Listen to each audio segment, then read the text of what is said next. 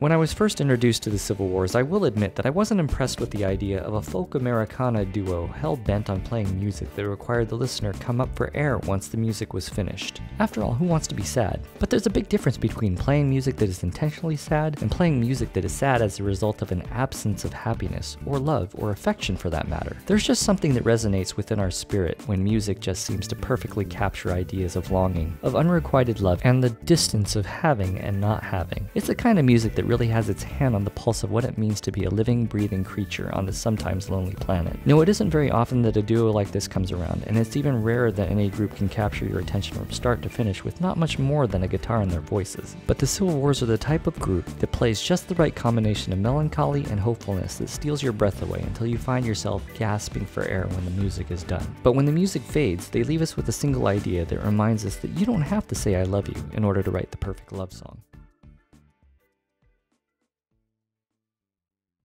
All right, so I just listened to the album, and I'm very excited to talk a little bit about it. But before we do, I wanted you guys to talk a little bit about the formation of your duo and how you two met and what prompted you to start writing music together. I definitely can speak for my end that there was no intention of ever forming a duo with anybody until I met John Paul, and even then it was this sort of magical slow burn that happened. We ended up meeting at a writers gathering in Nashville. Several writers were sort of called together to write for one particular band. They needed radio singles, and at the time, John Paul and I were both full-time songwriters on top of doing some solo music,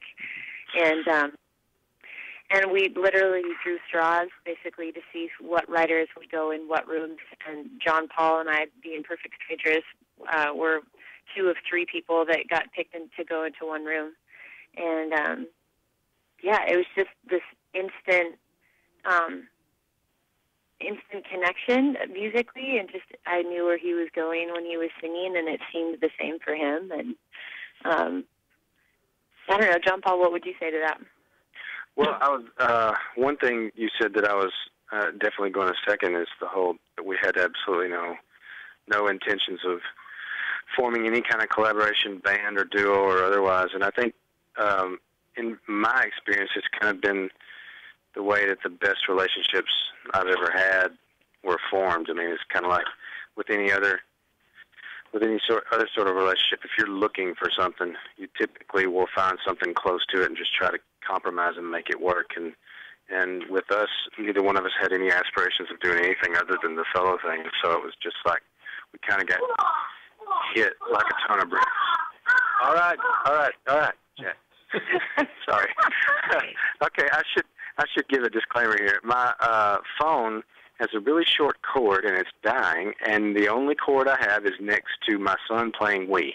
Awesome. So you're going to hear The Last Airbender kicking ass in the background. That's so perfect. So, you know. Well, and if you hear anything on my end too, it's my kid. So just letting you know. Okay, how many kids do you have? I have two. I have two, and one of them is sick today. So it sort of put a whole new spin on how to do this, get through my day, working from home. So. John Well, Paul, dude, I'm right there with you. We spent the entire evening being thrown up on. Oh, so, awesome. by two, 4-month-old and a 3-year-old. So it's we're in quarantine down here. Right. I'm feeling for both of you really bad right now. Oh yeah, it's all good. It comes with the territory. Absolutely. Yeah, I guess. So getting back to the story then. So you had no intentions, and you got kind of thrown in together, sort of the put my peanut butter, my chocolate, and you put it together. And Pretty much. So what's the typical dynamic like? Is one person more of a lyricist, or are you both equal partners in that you come up with the music together as you're sort of jamming together? Or how does that work? I do feel like. Well, go ahead, JP. No, I was just going to say it's pretty much on any given day the dynamic changes. It feels like about as 50-50 a collaboration as it could possibly be. I know that's probably not the the exciting answer I could give, but Joy has an amazing sense of melody and plays piano, and then I come at it from a guitar standpoint, and we're both have been solo singers for quite a while, so we have a lot of the same strengths and weaknesses, and somehow on each given day we kind of lock up. And we've been extremely lucky that we've been really prolific, that when we do sit down, I don't know if it's because we know that we only have a finite amount of time together, seeing as how we live 2.5 hours away from each other. Yep. So time is of the essence, and everything that we've sat down, every time we've sat down, we've pretty much, other than maybe a couple of times, it's been something that we've either recorded and released or will be released on this record or soon to be. So been really lucky in that sense. So do you guys... Yeah, I will say... Oh, go ahead. Oh, no, go ahead.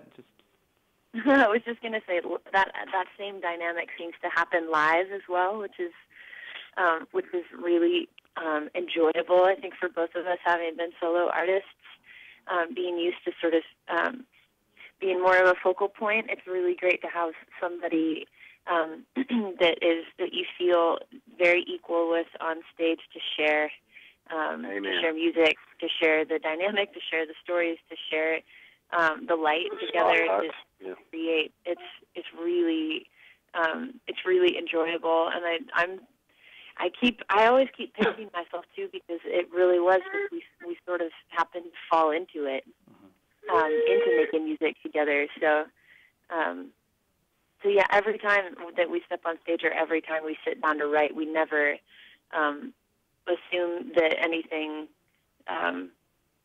I think we just never assume that like one or the other is going to take the lead. It's just a matter of being together and that actually creating a different dynamic than we could create as individuals on our own. Mm-hmm.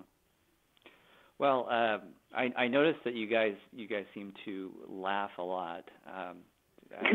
So how important is having a sense of humor, come into play working together? Because I noticed at the beginning of your Live at Eddie's Attic album, it kicks off with that interesting little joke, if you will, about how if you're not sad now, you're going to be, and everyone laughs. But it's done with it. Talk about that. Yeah. And I found it very humorous, because the rest of the album definitely does take a somber tone to it. So I mean, how important is the humor then in performing music that is ultimately giving you a whole different feel? I think it lets you come back up for air, don't you, John Paul?